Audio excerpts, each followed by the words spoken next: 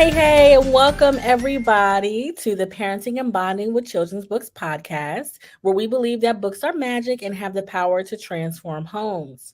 On this podcast, we talk to the authors behind the magic to find out the true intentions behind the books. We are here tonight with Jessica Speer, author Jessica Speer. How are you? I'm great. Thanks so much for having me. Oh, I love having you. And tonight, guys, we're going to be looking at a different kind of book in two ways, right? Because this is the first activity book, kind of guide book with stories mixed in that we're going to look at. And this may be one of the first like middle grade books that we've looked at. This is for what age group would you say, Jessica? I think the perfect reader is 7 to 12 for this book. 7 to 12. Yeah. So we usually look at middle grade chapter books and we look at picture books. This one is excellent because we get these questions all the time in our community. And since I have one son, Aidyn, and he's 7, and I speak to our community from a place of the knowledge that I have. I don't try to say things that I don't know or that I'm not aware of. So this is an excellent addition to our lineup here. So let me give you guys a little background on Jessica. So Jessica's book, BFF or NRF, Not Really Friends, A Girl's Guide to Happy Friendships, grew out of her friendship program, love that strengthens social awareness and helps kids learn to navigate common struggles. Her books engage and entertain readers by combining the stories of preteens and teens with fun activities and practical insights. Now, Jessica does have a master's degree in social sciences, and she explores social emotional topics in ways that connect kids. Welcome again, Jessica. Thank you so much. I'm excited to chat with you. I'm so excited that you're here. We tried to schedule this a couple times and we're finally here sitting together today. And I'm so excited about that. So do you have your book with you? I do. I'll hold it up. Yes. There's the cover. That BFF or NRF, Not Really Friends. And it's geared to girls. However, at the beginning, there's a little disclaimer, any pronoun can be changed. The friendship program I ran actually had boys too, but I made this for girls because what I was hearing different stories. So I feel like, I wanted the stories to really relate, and I have another book in my head for boys. As soon as my publisher gives me the green light, I want to, get that one out there, which would be similar, but just a little different from what I was hearing, different experiences between boys and girls when it comes to friendship. Okay, because this book includes stories, like real life stories from. Okay, so it would make sense that the boy book would be from the angle of like what a boy is thinking or what they're going through. Yeah, right? different scenarios. So lots of scenarios, and I was just noticing, and interesting a lot in my program. There were a lot more girls, and so there's probably underlying reasons for that. But it was harder for me to get boys into the program. But I loved it when they were there, and the parents were so grateful, that they had that opportunity too. So I got to also hear a lot more from girls. So I'm still, really diving deep into boys, but I have a book coming out next summer for all genders. Again, really interactive book, because that's what I love to write. But it's called Middle School Safety Goggles Advice, coming out next summer. That sounds cool. Yeah, and again, all sorts of activities for kids to engage in. We love the activities. And before we hop into the book, can you tell us a little bit more about your program? How was it set up? Sure. And so I'm the mom of 2 daughters, and I'd have a master's in social sciences, which you mentioned, but I'm always fascinated with relationships. I'm fascinated with communication and, what makes us connect and what makes relationships fall apart. I love that. That's kind of my thing. And when my daughters were in elementary school, I noticed some friendship struggles started to arise, and then things were getting a little more complicated, and it reminded me so much of my own experience. I was like, oh yes, I so remember this. So from there, I love research. So I dove into the research, and there's a ton of books for parents about this phase of life, the preteen, the teen years, when it comes to social emotional growth and friendship. So I dove into that. And there were some pieces that I felt like, gosh, this would be really great for kids to know. I think some of these friendship truths would be really great for kids as they navigate this stage. So I built this program and started running it in elementary schools to just test some of these ideas. What happens if we, really start talking about some of these skills? We start talking about friendship truths, and fast forward 8 years, it kind of grew into a book, to bring it to a wider audience. And that book came out this past summer. Oh, that sounds awesome. And it's so funny you say, what happens when we start talking? So much magic happens when you just put stuff out on Front Street, right? One of my Yes. just what I say, put it out on Front Street and just address it and see what these kids are really thinking. And that's why we really do this, podcast, because we choose books that allow kids to feel comfortable talking about the different things that may be affecting them, especially outside of the home. Like I said, I have Aidyn, but I remember, being a teenager and being in school and dealing with some of those friendship difficulties. What are some of the main things that you're seeing in friendships these days, especially with the program you have? That your friendship requires a lot of skill. When we think about it, what goes into a friendship?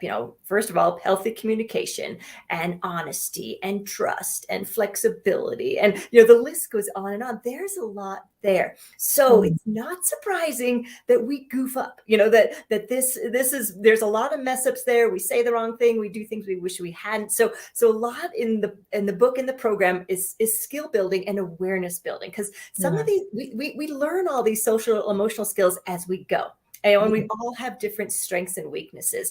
So, my hope was to put a little growth mindset on all these friendship, social emotional skills. We grow them and we learn them, and mistakes happen, and we mess up, and then we try again. So, that was one thing I really wanted to put out there. It's not that there's good and there's bad people. It's just all of us trying to figure this out and learn as we go, and we sure mess up. But also that, kids and people change so much. There's, the reason, this book, especially this first book, is geared towards girls, is there's a really interesting change that happens from the early in elementary, where our friends are very much based on play and proximity, so who our neighbors are and who's in our class, and, and it's all about play. And then as we get to the preteen years, we shift, and it's less about that, and it's more about shared interests and deeper levels of acceptance. And that really peaks in middle school. We all remember trying to figure out, where do I fit? And, who am I? So with that shift from, for going from proximity and play to shared interests and deeper levels of acceptance, there's a lot of shuffling of friendship, and so I wanted to let kids know that that's normal. Sometimes we start to think, hey, something's wrong with me.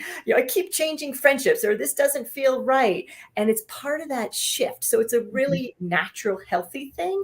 And it's really helpful for parents to know that's okay too. Sometimes parents can wonder, what is happening? This has always been your best friend. Why all of a sudden, are you, maybe not that interested? And part of it is just that developmental shift, which happens, kind of starting late elementary, peaking in middle school, and, settling out over the course of high school. Yeah. Do they ever really settle out though? I'm wondering. So true. You're right. It's a lifelong thing. Yeah, you're right. Is. We're always changing. Relationships change, people change. So yes, you're right. It gets a little more exciting in childhood, and then it continues. The rest. But at least when we get older, especially using tools like this, like the book that you wrote and the program that you have, we learn how to navigate them a little better, and we learn how to what feels good. Like what a friendship is supposed to feel like. And that's one of my favorite things, about your book and about your website. I was perusing your blog and things like that. Just, knowing what friendship feels like. One of the things that, and I bring Aidyn up because I remember going through this when I was in school, is everybody's Aidyn's best friend now. Like as soon as he meets somebody, that's my best friend. And I'm like, I just heard his name for the first time. And excuse me.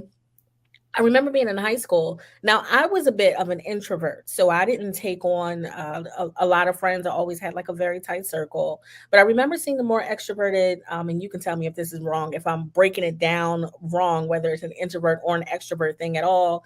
But I remember more of my extroverted peers taking on so many friends that they would spread themselves thin and not be able to really feed the energy or what that friend, what different friendships needed, and that's one of the things. I don't know if he's too young. I'm guessing not. Your book is starts at the age of 7, to talk to him and say, Aidyn, you're going to get overwhelmed Yeah. trying to navigate all these friendships. He does. He sounds like an extrovert. So I Yeah. love that you're picking up on that. And he might navigate this world differently. Like, so I'm like you. I'm an introvert, from middle school all the way through high school. I had like, my two really good friends. We had wider circles, but it was three of us. We were like the three Mhm. amigos. And as an adult, I'm the same way. I have like just a tight circle of friends. I like deeper, more, close relationships.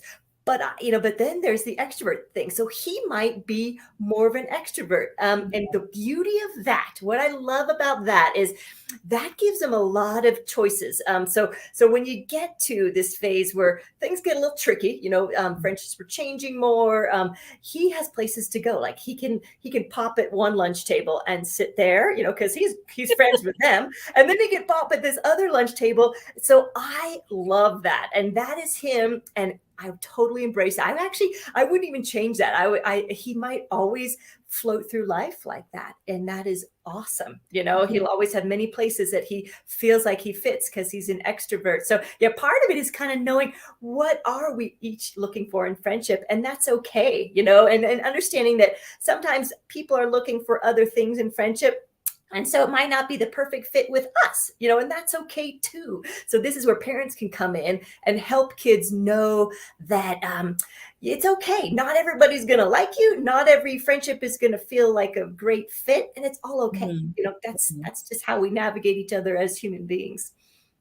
Yeah, and the dynamics these days are so different. How do you talk to parents about maybe managing like digital friendships or friends, the online space? Yeah, and it's a tricky one. Boy, isn't it a different world than Yeah, and for kids, once they get into social media and they have online friends, some of those friendships feel very real, they so do. I don't want to, I'm going to say that they're friends. They're their online social media friends. And sometimes, they can get a ton of support from that. Mhm, Sometimes it takes a different path, and so there's a lot of conversations that need to be had there about, mhm, making sure that you're choosing, you're accepting friend requests from friends you really know and like. And mhm, so just, carefully making sure whoever's in that circle is positive in your life. And it's okay to put boundaries there. If something isn't feeling positive, you can, maybe stop following somebody or things like that. But mhm, it is a different world. And I think one of the trickiest things for kids is they get to see all the things that they weren't invited to. When we were growing up, we didn't mm, learn till Monday morning, about the party okay, that happened. We didn't know that until much after the fact. But these days, kids see that right as it happens.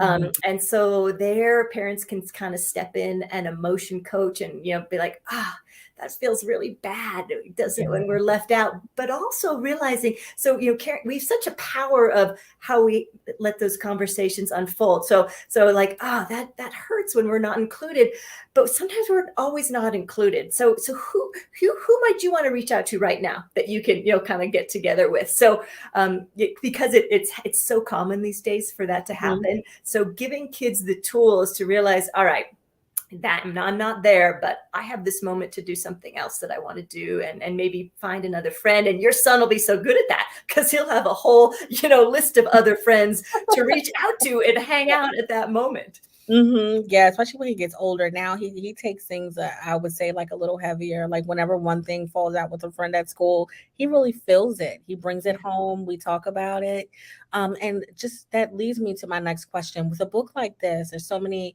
wonderful activities in it for our kids to engage with. How do you suggest parents that are, heavily involved, engage with their child in using this book?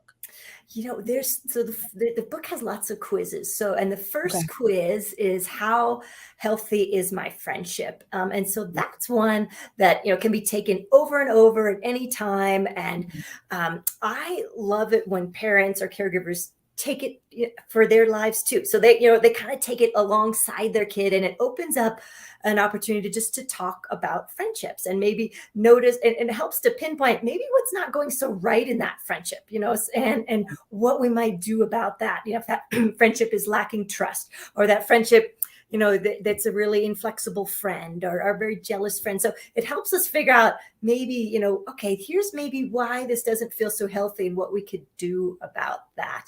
So I Okay. love when caregivers can do these along with their kids, and they can learn together. Parents can apply it to their own lives too, because we're all learning as we go. Yeah. The second quiz is how healthy are my friendship skills, because it's really important to not just look outward, but also to look inward, because Mhm. we all, friendship's a two-way street, to look at ourselves, and how might we be behaving in this relationships that might need some changing to help the relationship improve. Okay. Yeah, that's really awesome. And I love I can see, me now, like Aiden taking the quiz and us looking at it together. I think that would be such a wonderful bonding moment for parents and their children, or caregivers. You keep saying caregivers, and I have to think there are so many children with different dynamics in their homes, and I think that's one of the big things that contributes to friendship, is having empathy and compassion. I remember Aiden was dealing with something at school, and one of the kids just randomly out of nowhere said something really mean to Aiden. And every other day, the kid was, really nice, treated Aiden well, was one of his best friends. One day he said something mean, and I said, Aiden, um, sometimes people don't have such good days at home before they Mhm. leave, for school in the morning. And Yep. think about some days where you've had, maybe I rushed to wake you up in the morning if mom, you woke up late, and Yep. rush you out, for school. Maybe you didn't have as much breakfast as you would have liked to. Maybe you left a favorite thing home that you wanted to take to school, and it can put you in a bit of a mood. Maybe they just had a bad Mhm. day. Maybe you should talk to them about it and Yeah. just see. Maybe it didn't have anything to do with you. And he was able to bring that around. Yeah. I love that. And so in the book, I've got friendship truths. Mhm.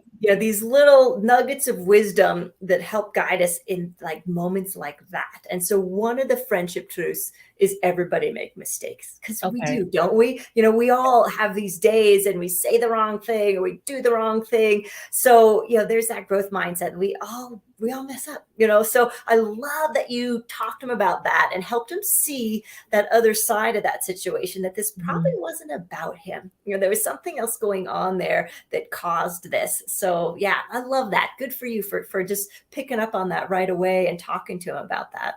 Oh, thank you, Jessica. Can I ask you, can you share another friendship truth with us? Yes. Yes. Okay. So another friendship truth is friendships have different phases and change over time. And Mm. this one again is one I wanted to make sure that preteens knew this, because they start to enter this phase, like we talked about earlier, where friendships start to shift, from that play to proximity into shared interests. And so there's a lot of shifting that goes on there. So if they know that that's okay, not that it makes it easy, sometimes when a friendship changes before we really want it to change, that's hard, that doesn't feel so good, but it's actually really normal. I was looking at this study that they did at UCLA. They followed 6,000 middle schoolers through 23 different schools, and they kind of tracked their friendships. And 2/3 of them in their first year of middle school, sixth grade year, kind of changed up their whole friendship scene. You have 2/3. Mm. So, so this friendship truth is all about, friendships have different phases and change over time, so just making that, normalizing that, knowing that that is okay. So when kids head into that stage, they have that in the back of their mind, and they don't create any stories like there's something wrong with me, or there's something wrong with them. It's just we're going through this phase where there is a lot of transition going on. I wonder, since you say that, 'cause this is kind of a selfish question, but I was talking to a friend of mine, and we met through our children. Aidyn and her son are a best friend, so official best friends. They've known Nice. each other, yeah, since kindergarten, and we have grown a friendship because of the friendship between our boys. And we were talking one day, and we were just like, "Are they going to stay friends like for life? Is this going to be one of those for lifer kind of friendships?" And it was either her or myself that said, "I think that depends on us." Like, and I wonder, do you find that, or in your research, have you found the parents' influence on a friendship to matter? You know, when they go through things and the parent is involved and kind of gets in the weeds of it, does it help? Or should we stay out of the way? There's so many layered questions in there, but hopefully you see where I'm Yeah, I going. totally do. And I love that question. And I Mhm. think it definitely influences earlier on. Yes. Absolutely. Okay. That influence lessens over time.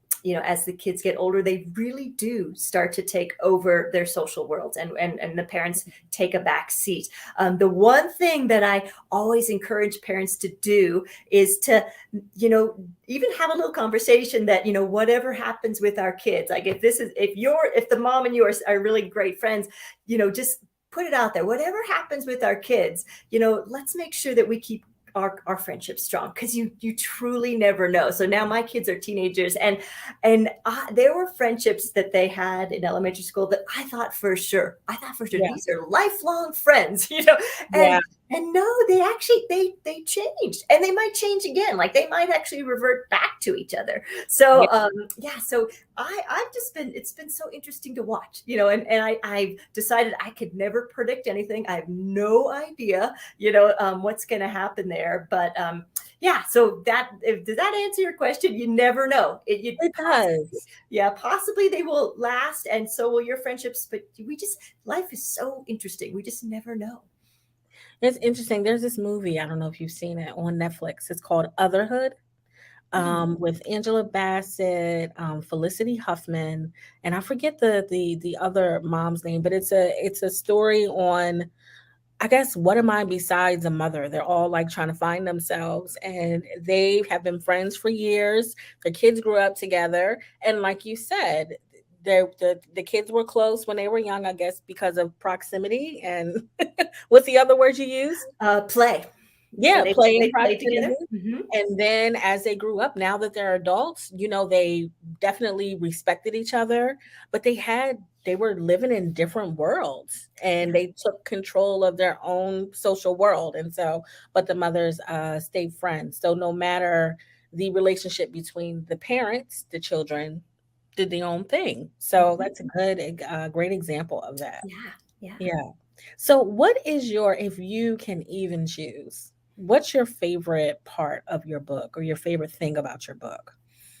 I what I love about it is like there's so many open-ended, questions and activities. So Love the it open gives ended. kids a chance to think about, what might I do in that situation, or what might I say? Because we know as adults it's hard sometimes in that moment in time where something comes up and it's uncomfortable or awkward.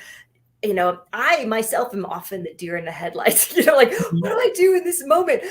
So the book is filled with ways to, just little scenarios, like there Mhm. might be a story about, a struggling friendship, and then, a chance for kids to say, what might you do in that situation? Mhm. What might you have said? And other examples of what other kids do to also open the door that there's not always one right response. Our Mhm. responses are very much dictated by our personalities and what we feel is the right thing to do in that situation. But the chance to think it through first, especially Mhm. when it comes to speaking up, so that's a tough one for kids, is how to speak up in a way that doesn't divide. How do I speak up in a way that will connect with this person, will share, what I'm having a hard time with, but doesn't, blame them or, criticize them in a way that is demeaning? How can I say this in a way that I'll be heard and could actually repair the situation rather than, throw a stick of dynamite on it? So there's, a lot of coaching on I statements, like I feel sad when you don't include me in games. I'd like you to include me, so just instead of, what is often the default for kids is you never include me, I'm going to stop being your friend. So just kind of helping them know the difference between those two. And in my friendship groups, once we talk that through, those two different statements, I feel sad when you don't include me, I'd like you to include me next time, versus, the other one where you never include me, I'm going to stop being your friend. They immediately get it, like, oh yeah, I'd so rather have that version said to me than this version. They get that. And that just takes practice. That's something that we can help as parents. We can help that at home, just learning how to respond in that way, how to say those things. Because it's like everything, it's a skill, and it just takes practice, and we get better over time. Yeah, that's so good. I noticed your book, you have like your illustrations are more like doodles, right? Yes. Yeah. Yes. So was that the vision that you had for your book?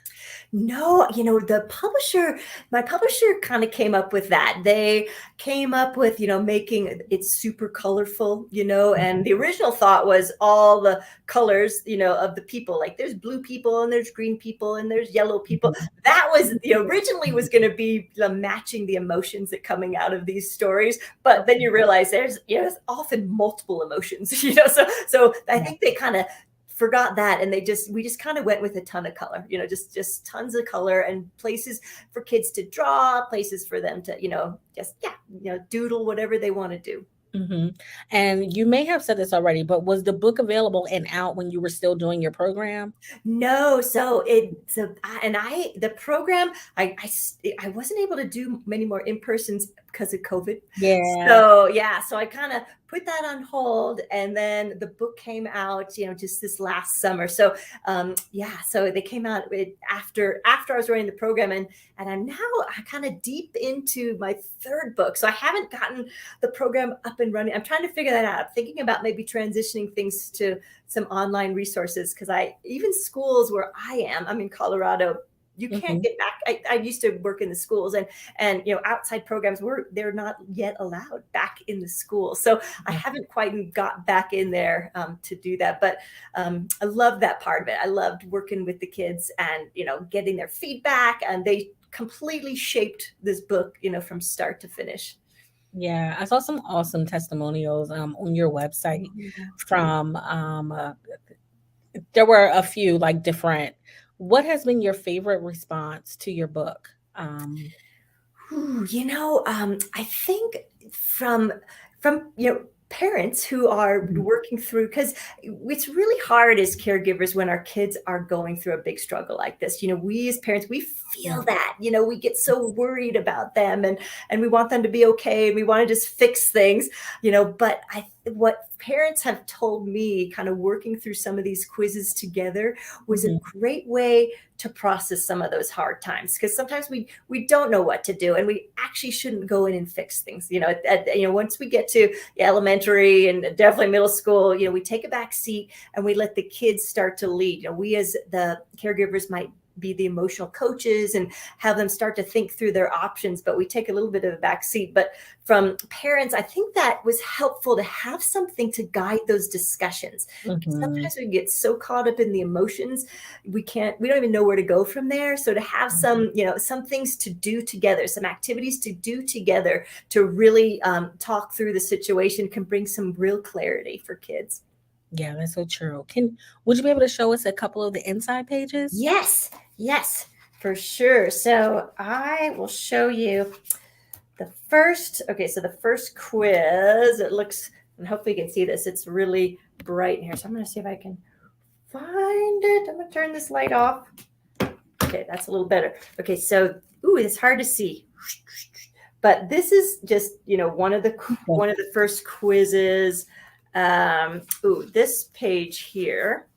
So this is the friendship pyramid, which is also, I think, really helpful. It's kind of a fridge-worthy resource. So at the very top, of that we have our close friends, and there's just a couple of those, as we know, sometimes it's really, we don't fit in, in really tight friendships with everybody. There's just a few that feel like our close, most trusted friends that we would go to. So that's up at the top, and with the qualities that, we see in those friendships. The middle blue part is just friends, and that's really broad. So friends could be classmates or teammates, and these friendships might have more, they're not perfect. No friendship is perfect, but those in this blue category, we know that they're not perfect, because they're, we might not even feel as comfortable sharing certain things, and that's okay. We kind of learn over the course of our lives that who we really open up to might end up being, those here,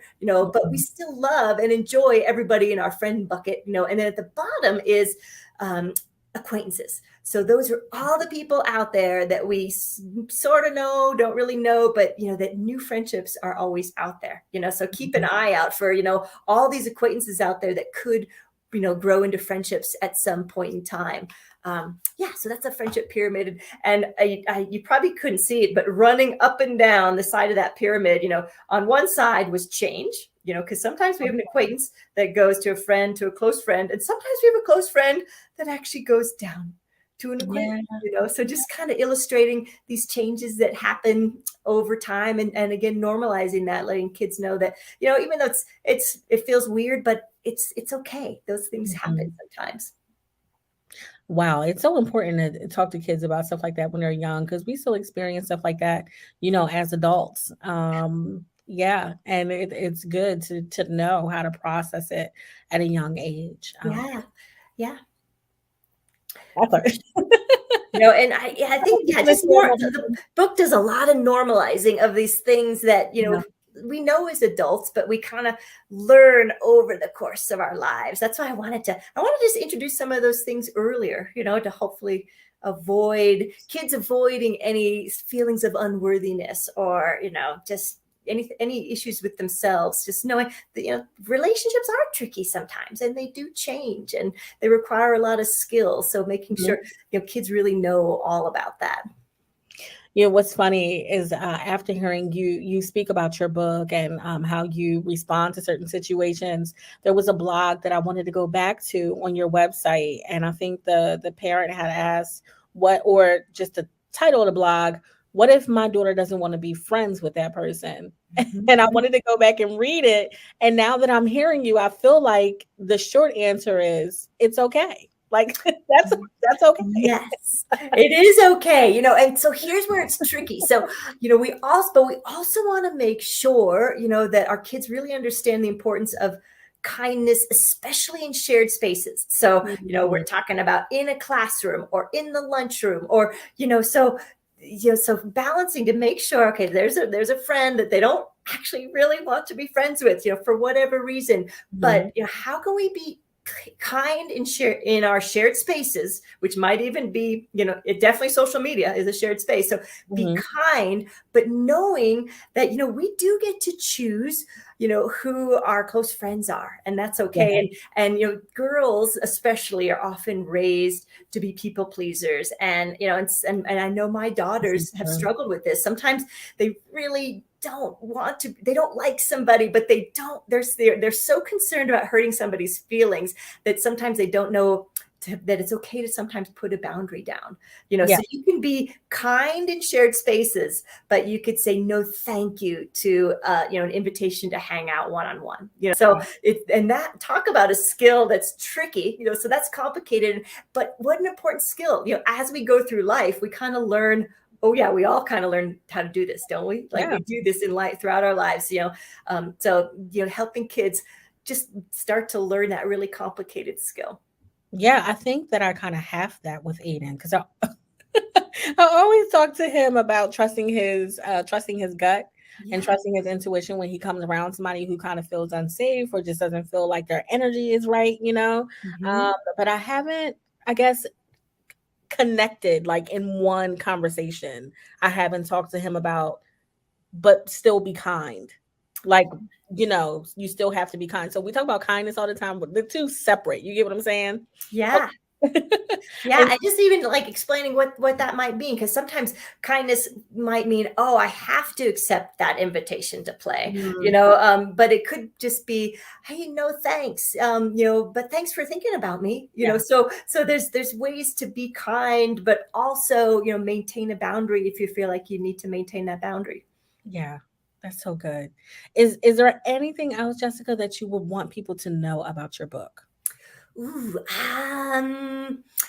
well, not really. It's available anywhere books are sold. And if anybody's interested, that resource I shared, the friendship pyramid, I do have that on my website. So I blog once a month, just kind of about, social emotional topics for kids. And if you would like a PDF of that friendship pyramid, if you sign up for my blog, it comes with that. So you'll get an email with a PDF of that friendship pyramid, which a lot of people who've read my book, they kind of, like I said, they put that on the fridge because it's sometimes nice to go back to that, because it does list levels of friendship and kind of qualities of each. So if a kid's struggling, they can kind of maybe see what's going on with this friendship that maybe they can work on to improve the situation.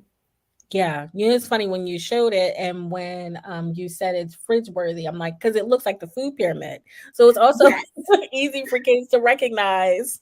so So true. It looks good, just yeah. like that. So, guys, you can find Jessica's book wherever books are sold. Please go over to her website. She has so many great resources there. And, as a bonus, like she said, when you sign up, you get a PDF of that friendship pyramid, which will be such a great resource for you, for the family as a whole. You can also find Jessica on Instagram. I didn't put all her social media up here, but this is her Instagram. You can find her there. And I'm sure when you go over to her website, you'll find all her other social media as well. And Jessica, we thank you so much for being here with us today and sharing the insights behind your book. Thank you so much. It was so fun to chat with you. And I loved hearing Aidyn's story. I love a good extrovert. I love it. I can't wait to see how his journey goes. I have a feeling he's going to have all sorts of friends in all sorts of different arenas. So I love that.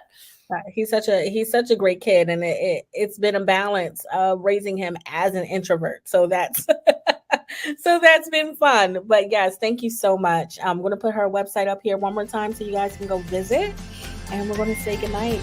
Everybody have a great evening.